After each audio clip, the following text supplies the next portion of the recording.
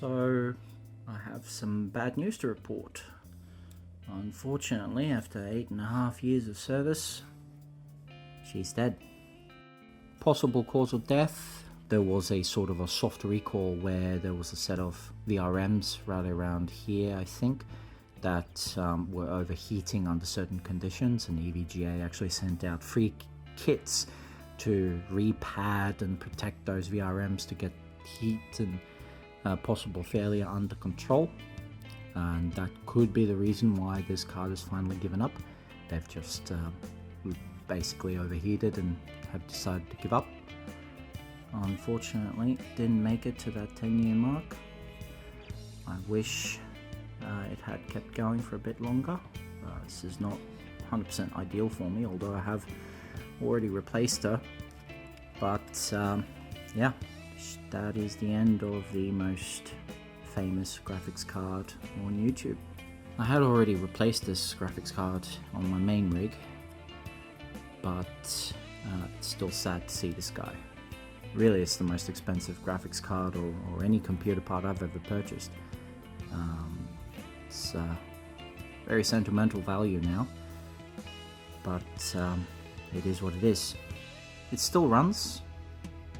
I can get display out on a generic EVGA driver, but as soon as I try to launch anything resembling an actual driver, it just completely blacks out, and occasionally you can even see artifacting.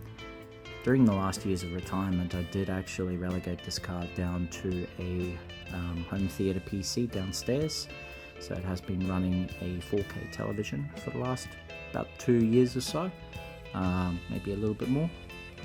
And it has been going pretty well. I mean, it's not capable of running a hell of a lot these days, unlike the 1080 Ti, which I would have loved to get at the time, but wasn't available then. So a lot of you might have already heard before in some of my videos that I was planning to mount this on a wall at some point, and I still want to do that. Either I'm going to get some sort of a picture frame, or maybe I have to make something myself.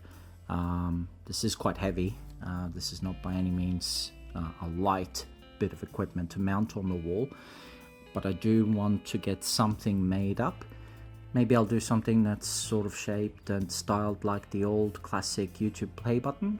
It was generally in that era when it was first out. I think YouTube hadn't actually replaced their play button styles to their current one yet. So yeah, I might do something like that. I still have the box it came in, so I have quite a few options on what to reuse in terms of the old marketing material for backgrounds or whatever hell else I can do with it. If you guys have any ideas on what I should do in terms of design for this memorial I'm going to be making for this unit, feel free to leave a comment down below.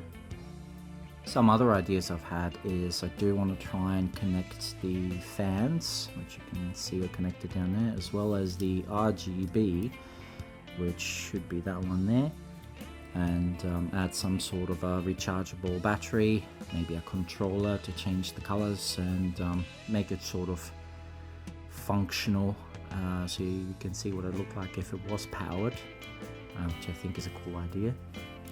I will have to clean this card up quite a bit. You can see it's gunked up a fair bit inside if I leave this fan turning.